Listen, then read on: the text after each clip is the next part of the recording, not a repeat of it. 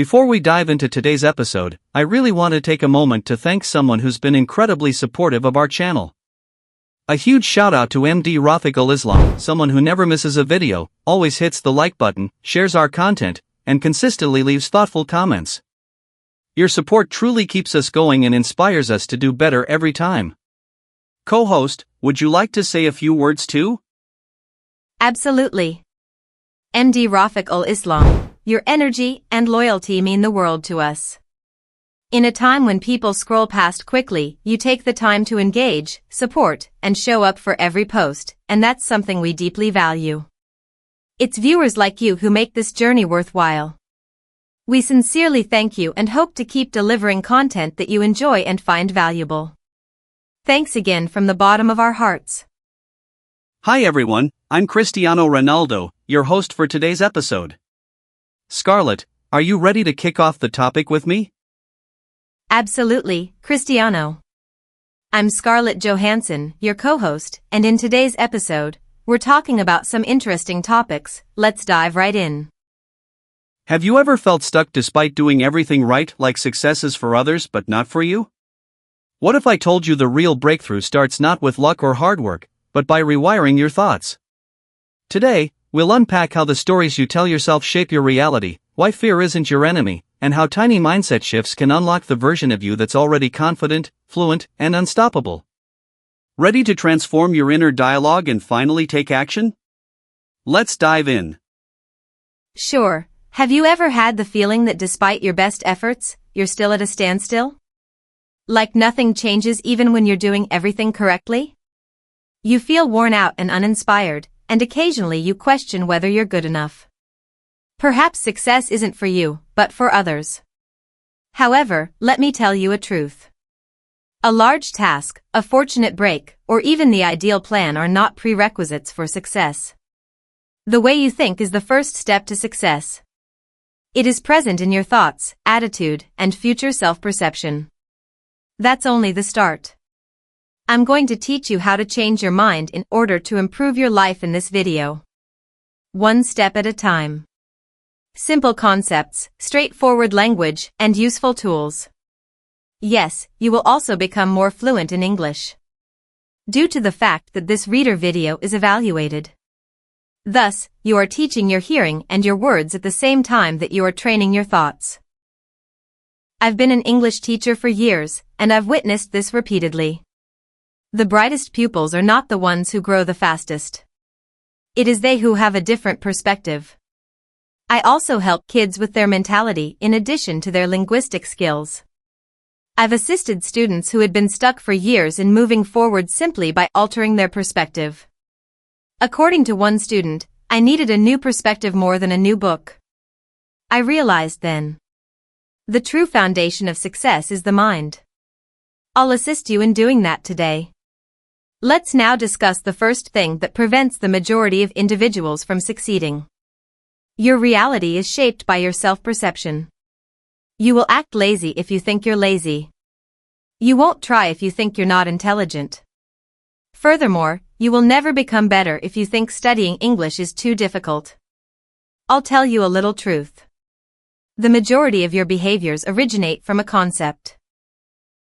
And that thought frequently plays like a tune in your mind. The majority of people repeat the incorrect music, which is the issue. Songs like I always botch things up or I'm not good enough. Then, to their astonishment, that music fits their lives. The good news is that the song can be changed. Start out easy. Say something good to yourself each morning before checking your phone. Only one. Like I'm getting better, I'm making an effort, or I'm more resilient than I realize. At first, it might seem absurd, but believe me, it works. It's similar to giving a plant water. Give it time, you won't see a change right away. Your past does not define you. Your thoughts are who you are. And ideas can shift. However, the stories we tell ourselves are the source of our beliefs. Everybody has an inner voice. And that voice isn't particularly kind most of the time. It says things like, you're not as smart as others, or you always fail. Or why even attempt? Truth sounds like that voice. However, it isn't. It's only a tale. I have something essential to tell you. Your repeated stories are decisions rather than facts. New ones can be written as of right now. Say I've failed, but I'm learning rather than I constantly fail. Say I'm getting better little by little instead of I'm not clever. I've had pupils who didn't think they could communicate in English. Some had been told they were not excellent learners, too old, or too sluggish. However, everything changed when they altered that inner narrative. They learned more quickly, more easily, and more joyfully. Your tale can also be altered. The voice in your head is not you. No one hears it except you. You are now free to respond. Let's safeguard your energy now that your thoughts are shifting. Consider your brain to be similar to a phone battery. Early in the morning, it is full. However, it's low toward the end of the day. It depletes more quickly the more you spend it on pointless items. Furthermore, most people aren't even aware of it. After 30 minutes of scrolling through your phone, you witness 100 distinct lives. Your brain is then fatigued. You converse with folks who merely complain or gossip. Your thoughts are now racing. You use the internet to compare yourself to strangers. Your concentration wanes. You need mental energy to grow because it's precious. Here is a helpful resource. Aim for an hour of silence each day. No noise, no music, no videos, no phone. Only you. Consider. Think. Write, perhaps. Just sit, perhaps. Give your brain a break. This is what I do each morning. It keeps me strong and focused. The more noise you block out, the more room you have for your own ideas, objectives, and achievements. But silence isn't the only thing that leads to achievement. It requires vision as well. Let's discuss a straightforward yet impactful topic.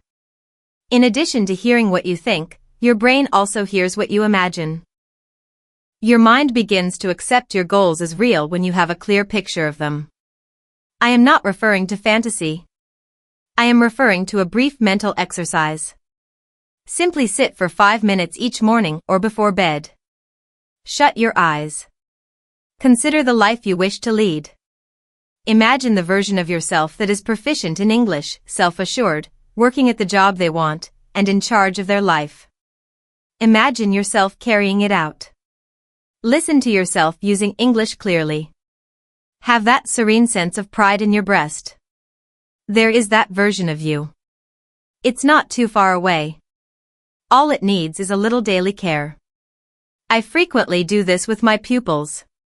It also helps. According to one student, she began practicing it prior to her speaking tests. Only 5 minutes of visualizing her confident speech. It soothed her anxieties and enhanced her results. Why? Because achievement had already been practiced in her thoughts. Sometimes your mind is unable to distinguish between visual and real. So take advantage of that. Every day, for 5 minutes. It only need that. No app. Free. Only your attention. Let's take little steps to make that vision a reality in our everyday lives. There's a simple question that can change everything. What would I do now if I were the successful version of myself? Acting successful doesn't have to wait till you feel that way. Take immediate action. Later, your brain will catch up. It's not a fake. In fact, that's how habits are formed. By doing rather than waiting, you train your mind to believe. Suppose you wish to improve your English. You can argue that I have to study right now.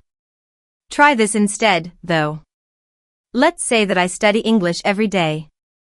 Experience the difference. One seems like a chore. The other one sounds like identity. You believe it more the more you say it. This is the way that true change occurs. Not with lofty claims. Not with flawless intentions. But with minor adjustments to your self-perception. I've observed this in a lot of pupils. I'm not confident in speaking, one of them used to utter. I requested that she reword the sentence. I'm increasing my confidence, she began. Her tone gradually shifted. Her gaze shifted. As well as her voice. Much more powerful. Take action first. You are not waiting for your future self. It's waiting for you to pretend that it's already here as it watches you. Fear, however, might sometimes prevent us from beginning at all. It's normal to be afraid. Everyone senses it. I also sense it. Prior to creating a fresh video. Before to doing a challenging task. There is fear. It doesn't indicate a problem. It indicates that something is important. Fear is not the issue. How we react to it is the issue. The majority of individuals wait. I'll start when I feel ready, they believe. However, that time does not always arrive. This is the reality. Even when you're terrified, you can still take action. You don't have to wait for your fear to pass. All you have to do is keep going with it. The next time you're feeling stuck, try saying this. I'm afraid. I'm still doing it, though. Power is that sentence. It allows you to take charge. One of my students wanted to join a group that spoke English. However, she was afraid of making a mistake. We conversed. Once, I told her to go. Not to be flawless. Simply to leave. She left. She said something. She was trembling. However, she succeeded. She also sent me a message that evening. I'm pleased with myself. That's what counts. Your enemy is not fear. It's only a voice. Let it talk. Don't follow it, though. You remain in command. Let's examine a potent mental transformation. My students' lives changed as a result. The majority of people fear making mistakes. Particularly when studying English. They remain silent. They don't talk. They believe that others would judge or laugh at them if they say something inappropriate. However, that dread turns into a barrier. And growth halts behind that wall. However, I always tell my pupils this. Failure is not a mistake. Errors are messages. Your brain is telling you that we need to pay greater attention to this. You learn more quickly when you make mistakes. It's easier for your brain to recall. That's how true progress is made. Not from being correct all the time. But from recognizing the issue. And repairing it. I once had a pupil. She had no desire to speak in front of the class. She would always shake her head when I asked her a question. She would message me after class and say, I'm afraid I'm incorrect. So we came to an agreement. One minor error each day. Intentionally. Merely to get accustomed to it. At first, she laughed. However, she succeeded. And what do you know? She was the group's most engaged speaker after a month. She remained afraid. She simply quit allowing it to rule her. What about her English? It got better more quickly than everybody else's. Don't hide from your mistakes, then. Examine them. Take a lesson from them. Give them thanks. However, without consistent discipline, even excellent mindsets can falter.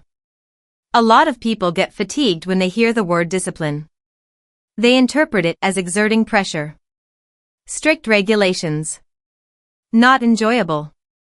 However, discipline is not the same as punishment. It's a kind of affection. Love for your future self, not love for today. You're expressing that you care about your future when you remain constant, even in tiny ways. And that's strong. Big things are not required of you. Everyday non-negotiables are all you need. Anything you do on a daily basis. They help you stay grounded. I use this for both myself and my students. Every day, 3 things. Spend 10 minutes reading in English. As soon as you wake up, get a glass of water. And in a journal, write 1 sentence. That's all. 3 items. Despite their diminutive size, they have a profound impact. Why? I keep my word because you're displaying your intelligence. That increases your self-confidence. It creates momentum. Being flawless is not the aim. Being present and repeating are the objectives. It will be more difficult on some days. However, you will always make progress if you follow your 3 daily routines. But when life seems overwhelming, how do we maintain consistency? Let's be truthful. Sometimes logic fails. You should study, you know. You should get up early, you know. You don't feel like it, though. Then you choose not to do it. That's because you're not moved by reasoning. Emotion does. You must remind yourself of the importance of success. Not in a dull manner, either. Your heart must be affected. This is a useful tip. Take a voice recording. Express yourself authentically. Explain your motivation for wanting to succeed. Why do you wish to get better at English? Reasons for wanting a better life. Tell the truth. Talk to your best buddy as though you were speaking to them. Listen to that voice every morning from now on. Before to scrolling. Prior to rising. Simply hit the play button. You are that voice. Bringing your objective to mind. I also do this. I made a voice note before I began teaching online. You can help people, it said. You have the heart to teach. Keep going. I still occasionally listen to it. It helps me stay focused. You quit trying when you lose sight of how important your goal is. But you move when you sense it again. Fast. Let's be honest, though. One habit is the death knell for all success. You have previously stated this. When I'm feeling better, I'll begin. When I have more time, I'll study. Next week, I'll be different. Weeks turn into months, though. Months turn into years. And you haven't stopped waiting. No time is ideal. Life is a disaster. The noise will never stop. Stress is a constant. Make excuses all the time. Thus, get started right away. Despite your fatigue. Despite your fear. Notwithstanding your lack of readiness. Progress is the result of action. Not inspiration. Not making any plans. Just doing. One of my students expressed her desire to postpone starting speaking practice until the start of the new year. How about today? I asked. But I'm nervous, she said. Good, I said. It indicates that you are concerned. She succeeded. She sounded tremulous. However, she said something. She now talks every day. When you stop waiting and start acting, you will succeed. Not when everything is ideal. But when you make the decision to stop waiting. Once you start, focus on the effort rather than the outcome. The majority only celebrate significant victories. A new position. An excellent rating. A completed course. What about the little victories, though? The ones you accomplish each and every day? Most individuals don't pay attention to them. After that, people believe they are failing. Here's the reality, though. Success doesn't happen at a single moment. One tiny step at a time. And you'll stop walking if you don't see them. Do this, then. List 3 victories at the end of each day. Only 3. They need not be large. I spent 10 minutes studying. Win. I just used one English sentence. Win. Today, I persisted. Win. This is necessary for your brain. It must understand that work matters. That you're on the move. That even though it seems slow, something is happening. For years, I have been doing this. I look at my victories on days when I feel like I accomplished nothing. And you know what? I had more to do than I had anticipated. It keeps me going. It can also sustain you. You're not gathering awards, you're creating a life. And every time you continue, even when no one is looking, that life gets bigger. However, there are instances when your surroundings speak louder than your objectives. You may not realize how important the people in your life are. It gets ingrained in your mind if you spend time with people who talk, grumble, or make fun of your dreams. You begin to question yourself. You begin to contract. Growth need assistance. Not from everyone either. Only a select few understand it. When you declare, "I want to be better," who doesn't laugh? When you mention that you're studying English, they don't roll their eyes. There is no need for a large circle. Just a powerful one. One pupil in particular, I recall, began to improve very quickly. "What changed?" I asked her. "I stopped telling the wrong people about my aspirations," she stated. "I always felt insignificant around them." She struck up a conversation with a buddy who had faith in her. That was sufficient. Select those who discuss concepts rather than just issues. Those who want for your victory. Individuals who, after speaking with them, give you a sense of aliveness. Look them up online if you are unable to locate them in person. Watch videos that help you develop. Hear voices that inspire you. Instead of making noise, fill your place with energy. And lastly, the secret that transformed my life. The majority of people speak to themselves in a manner that they would never use with others. They say you're useless, for example. You always make mistakes. You don't measure up. They also believe it to be typical. However, it isn't. You're not being helped by that voice. It is causing you pain. Consider this. If you said, "You're stupid," after a pupil committed a mistake, what would occur? They would give up. When you talk to yourself in that way, that's what occurs. Change it now. Be the instructor you were never given. Show kindness. Make it clear. When necessary, be firm. Yet never mean. Say it's okay when you make a mistake. "I'll give it another go." Say something like, "Let's repair it tomorrow," when you forget something. Say, "You're doing your best," when you're feeling worn out. I still occasionally catch myself being overly harsh. But I stop and fix it. I talk to myself as though it were important to me. Since I do, you ought to as well. You aren't a robot. You're a student. You work as a builder. You're developing. Speak to yourself as though you deserve to develop. Now what? Most individuals don't realize how malleable the brain is. They call it that. Neuroplasticity. In essence, the way you think and what you focus on can change the way your brain is wired. You may compare every thought you have to a workout at the gym. Whether it's a positive or bad mental muscle, you strengthen it. This is why mentality is important. You're not merely pondering. Your brain is truly being shaped by you.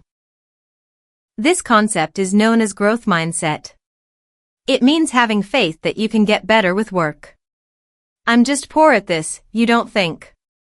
Instead, if I put in the effort, I can improve. And then there's the reverse. A rigid way of thinking. At that point, a person believes their talent, intelligence, or abilities are unchangeable. Like, "I'm simply not intelligent enough." Or "I will never be proficient at that." One unlocks doors. They are slammed shut by the other. This is when it becomes more profound. Thinking positively isn't enough. It has to do with identity. It's okay to say, "I want to be someone who is confident." However, it's not as powerful as my confidence when I show up. Your brain has a unique way of hearing. It begins programming itself to be who you claim to be. The crazy part comes next.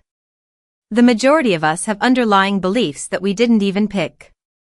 When we're not looking, things are absorbed by the subconscious mind.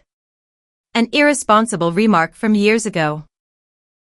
A joke that endured. A poor grade that left you feeling inadequate. That stuff accumulates. This is why you need to be in charge of what enters. The filter needs to be you.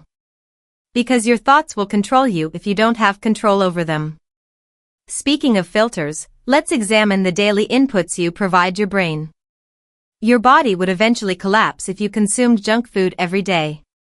Your mentality is no different. Just as important is what you feed it. Every tweet, video, and discussion offers something to consider. And plenty of it? It's waste that has been treated. First, the media. In a few minutes, you scroll past a dozen headlines. The majority of them are negative. Does bad news stick? It is viewed as a threat by your brain. Unbeknownst to you, it causes your thinking to change and releases stress chemicals into your system. Social networking comes next. Culture of comparison. Drama. Fury. Getting caught up in the spiral is simple.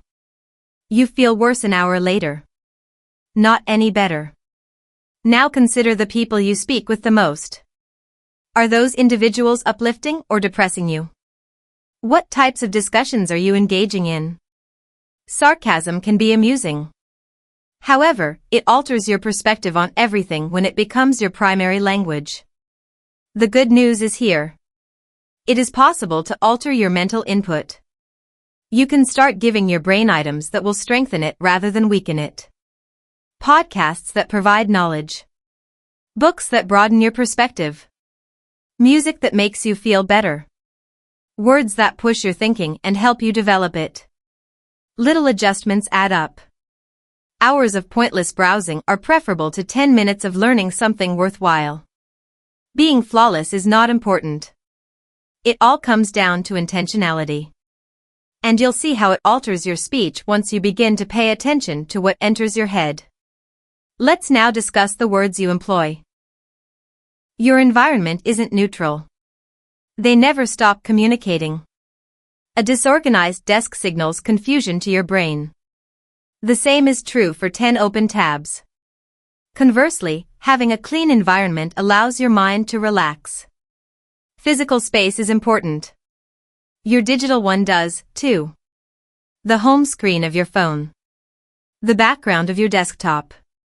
Even the programs you have open. It all influences your level of focus or disarray. Your thoughts will be cluttered if your workspace is cluttered. Try configuring it to work for you rather than against you. Place your language notepad in a visible location. Instead of hiding your favorite learning app in a folder, keep it front and center on your screen. On your table, keep a book open. In this manner, the habit ceases to feel like a chore.